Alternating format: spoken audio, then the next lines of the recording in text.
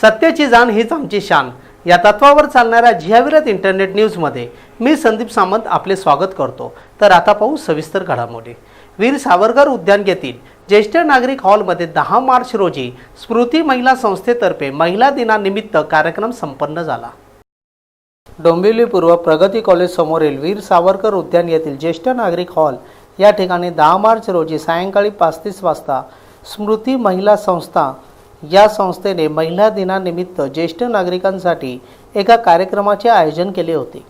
या कार्यक्रमासाठी प्रमुख अतिथी म्हणून सामाजिक कार्यकर्त्या भारती मोरे, स्मृती महिला संस्था अध्यक्षा सुनेत्रा देडे उपस्थित होत्या।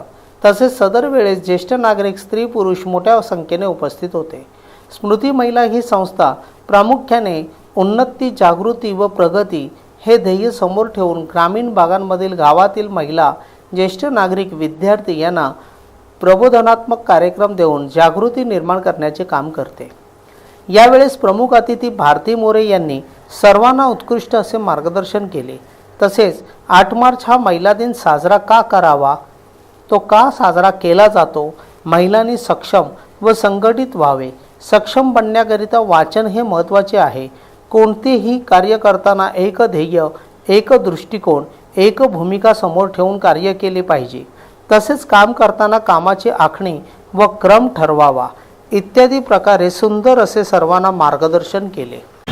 महिला दिन हा गेली अनेक वर्ष साजरा होतोय, पण त्याचा संदेश नेमका काय आहे हे महिलांनी आणि पुरुषांनी सुद्धा समजून घेतलं पाहिजे असं मला वाटतं। महिलांनो, संघटित व्हा आणि सक्षम व्हा असा महिला दिनाचा संदेश आहे। संघटन हे आपल्याला मोठ्या प्रमाणात आज दिसतंय। महिला वेगवेगळ्या माध्यमातून एकत्र येत आहेत, पण सक्षमीकरण या बाबतीत मात्र अजूनही खूप काम करायची गरज आहे। सक्षमीकरणाचा विचार करताना सामाजिक, आर्थिक, शारीरिक अशा अनेक पैलूंचा आपल्याला विचार करावा लागेल आणि आपली संस्था जर सक्षमपणे समाजामध्ये काही बदल करू पाहत असेल तर स्वतः कार्यकर्त्यांनी आधी सक्षम झालं पाहिजे।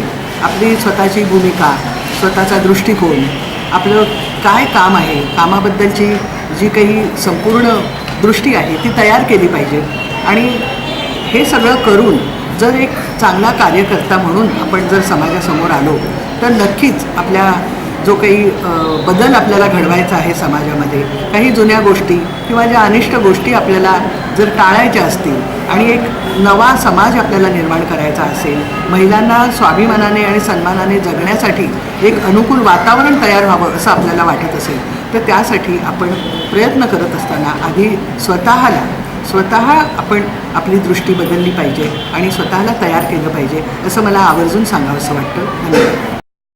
डोंबिवली पश्चिमेतील क्षितिज या गतिमंद शाळेचा वार्षिक स्नेहसंमेलन समारंभ शुभमंगल कार्यालयात संपन्न झाला। सामान्य मुलांसारखेच आम्हीही कलागुणात कमी नाही हे क्षितिज नावाच्या एका गतिमंद मुलांच्या शाळेच्या वार्षिक स्नेहसंमेलन समारंभात दिसून आले। या विद्यार्थ्यांचे नृत्य पाहून उपस्थितच नव्हे तर प्रमुख पाहुणेही आश्चर्यचकित झाले। अशा विद्यार्थ्यांच्या कला सादर करण्यासाठी व्यासपीठ मिळवून दिल्याबद्दल पालकांनी संस्थेचे आभार मानले। पश्चिमेकडील क्षितिज संचालित क्षितिज गतिमंद मुलांच्या शाळेचा शुभमंगल कार्यालयात वार्षिक स्नेहसंमेलन पार पडले। यावेळी प्रमुख पाहुण्या म्हणून डॉक्टर श्रीकांत शिंदे, गोपाळ लांडगे, किशोर मानकामे, केशव भोईर, माजी महापौर आरती मोकल आणि संस्थेच्या अध्यक्षा तथा माजी महापौर अनिता दळवी उपस्थित होते। यावेळी मान्यवरांच्या हस्ते शाळेची स्मरणिका प्रकाशन करण्यात आले। यावेळी डॉक्टर शिंदे म्हणाले, या मुलांना मतिमंद म्हणणे बंद झाले पाहिजे।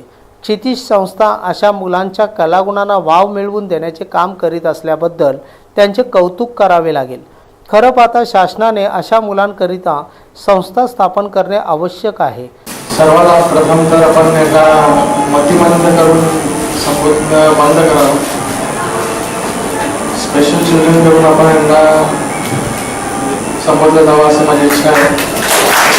क्षितिज ही संस्था आज भरपूर वर्षापासून जे काही कार्य करत आहे आणि अशा मुलांना एक आगळावेगळा चान्स म्हणून, वाव म्हणून त्यांचा कलेचं कलेला वाव देण्यासाठी जो काही एक प्रामाणिक प्रयत्न करत आहे त्यासाठी त्यांचा मी खूप आभारी आहे.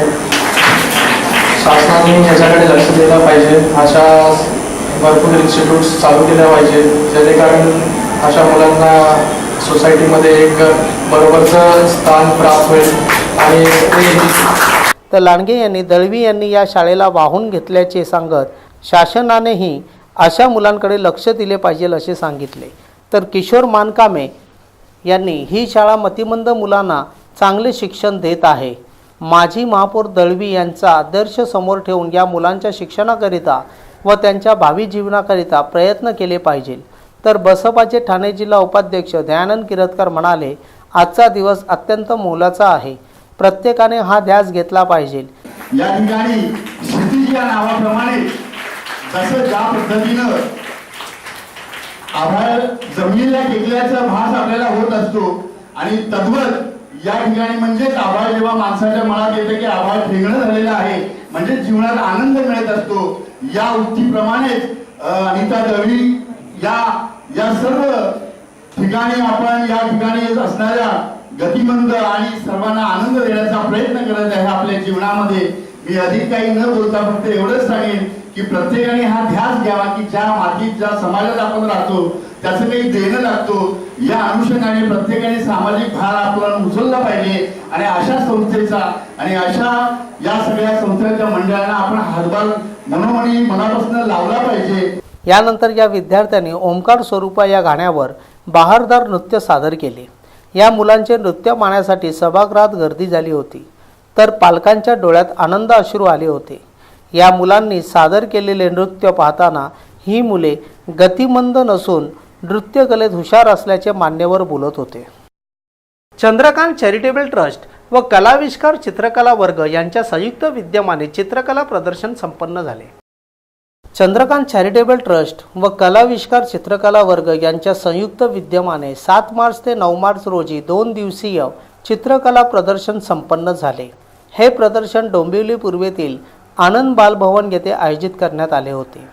कलाकारांना वाव मिळावा व त्यांचा जोश वाढावा यासाठी चंद्रकांत चॅरिटेबल ट्रस्टतर्फे हा उपक्रम राबविण्यात आला. या ट्रस्टच्या वतीने चालविण्यात येणाऱ्या चित्रकला वर्गातील विद्यार्थ्यांनी काढलेल्या अनेक चित्रांचा समावेश करण्यात आला होता. या प्रदर्शनाचे उद्घाटन प्रख्यात चित्रकार सचिन सागरे यांच्या हस्ते सायंकाळी 5 वाजता करण्यात आले. या कार्यक्रमास डोंबिवलीकरांनी चांगला प्रतिसाद दिला. तर या होत्या आजच्या सविस्तर घडामोडी. आपल्या सूचना व समस्या आम्हाला जरूर कळवा. आमचे दूरध्वनी क्रमांक, आमचा ईमेल ॲड्रेस, आमचे दूरध्वनी क्रमांक 9819886358 9820104851. आमचे ईमेल आय डी आहेत jiavirat@gmail.com, grandmastermusic71@gmail.com. आम्ही दररोज रात्र 9:30 घेऊन येतो आहोत नवीन घडामोडी. तर पाहायला विसरू नका www.jiavirat.com मधील जियाविरत न्यूज. धन्यवाद.